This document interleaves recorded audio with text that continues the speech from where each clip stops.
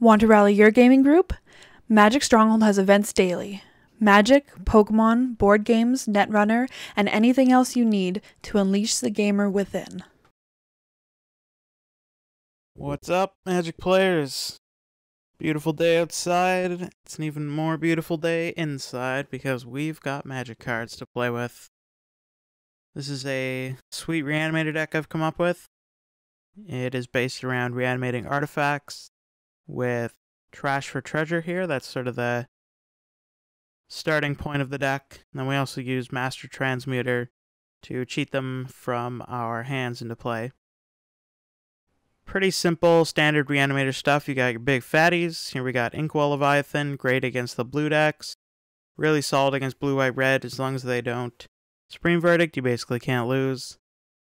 Sundering Titan is good against a lot of decks, really bad against others. That's the reason why I'm only playing one currently. If, you start playing against a lot of Jund and blue, white, red, this guy is absurd. And then finally we got Myr Battlesphere.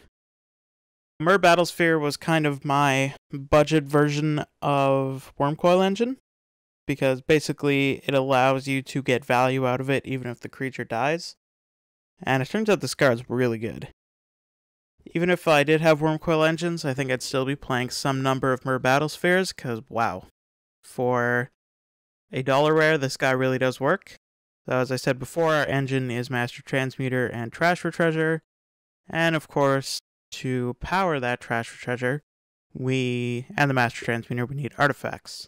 So my artifacts of choice were some Talisman and Signets. It allows us to ramp. It allows us to pitch cards without falling behind. And we've got 3 Pithing Needles. Kind of wanted some utility card in main deck that was cheap and could be pitched to Thirst for Knowledge or Trash for Treasure. And then finally for artifacts we have Darksteel Citadel. Normally I find that this is enough to make the deck function. Also keep in mind Master Transmuter is an artifact. You can bounce itself. And cool little side bit about that is you can actually use it as a blocker, bounce itself, put it back into play, and just do that until you can put something better out. Then for utility, Compulsive Research, and Thirst for Knowledge. Thirst for Knowledge is by and far the best card in the deck. I think it's probably the most underrated card in Modern right now. It's just so good. It's just so good.